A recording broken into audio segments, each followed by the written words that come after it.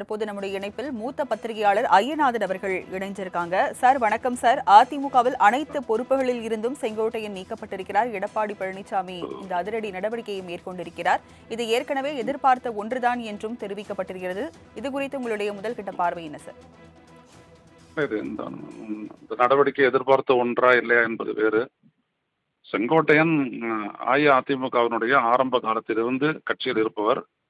பலமுறை 2001 தவிர மற்ற அனைத்து தேர்தல்களையும் வெற்றி பெற்று சட்டப்பேரவை உறுப்பினராக இருந்தவர், அமைச்சராக இருந்தவர், கட்சியினுடைய பொருளாளராக இருந்தவர்.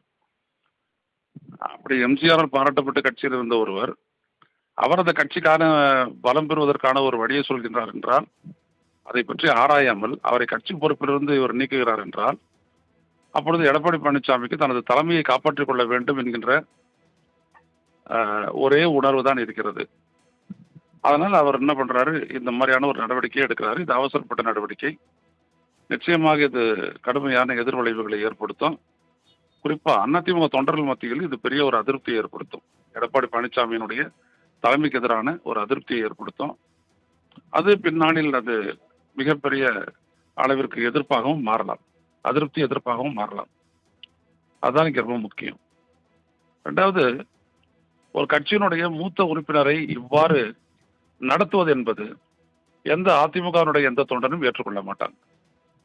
இதை கூட உணராமல் இந்த நடவடிக்கையை எடப்பாடி பழனிசாமி எடுத்துள்ளார் என்பது குறிப்பிடத்தக்கது.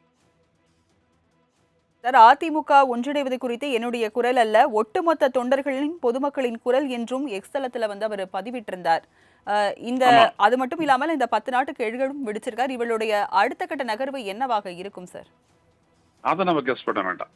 அது 10 நாள்னு சொல்லியிருக்காருல்ல, அதுக்கப்புறம் பாருங்க. இப்ப இன்னைக்கே செங்கோட்டையன் ரியாக்ட் பண்ணுவாரு. அவர் என்ன சொல்றாருன்னு பார்ப்போம். இணைப்புல உங்களுடைய கருத்துக்களை பதிவு செஞ்சதுக்கு நன்றி சார்.